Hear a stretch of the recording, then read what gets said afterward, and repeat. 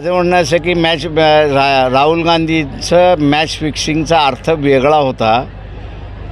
तो इथे महाराष्ट्र काँग्रेस, त्याच्यानंतर उद्धव ठाकरे आणि त्याच्याचबरोबर शरद पवार यांनी BJP बरोबर बसून मॅच फिक्सिंग केलेलं आहे हे त्यांनी विसरता कामा नये आता.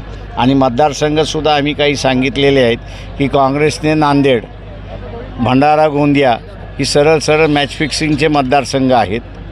त्याच्यानंतर असणारा कल्याण शिवसेनेचा मतदारसंघ हा सुद्धा मॅच फिक्सिंगचा मतदारसंघ आहे.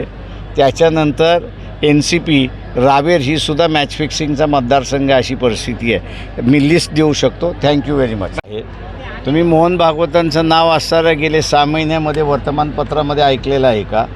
तर नाही. मोदी असणारा अटल बिहारी वाजपेयीसुद्धा होते, त्यावेळेस ते असणारा संघ कार्यालयात येऊन जात होते.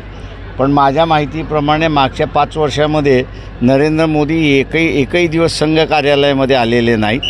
किंवा ज्या वेळेस मोहन भागवतांनी त्यांच्याकडे वेळ मागितली त्यावेळेस ती वेळही दिलेली नाही अशी असणारी परिस्थिती आहे.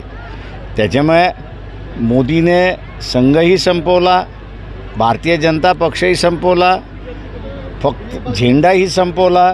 पण निवडणुकीसाठी चिन्ह राहतं, ते चिन्ह फक्त ठेवलेलं आहे. अशा ह्या परिस्थितीमध्ये पक्ष टिकले तर देशाचा एकोपा टिकतो अशी असणारी परिस्थिती आहे.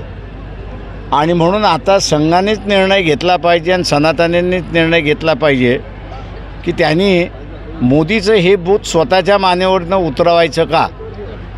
मी आवाहन केलं आहे की त्यांनी त्यांच्या मानेवरती बसलेलं जे भूत आहे ते आम्ही उतरवायला निघालेलो आहोत, तेव्हा संघाने त्याच्यामध्ये मदत करावी हे आवाहन आम्ही केलेलं आहे.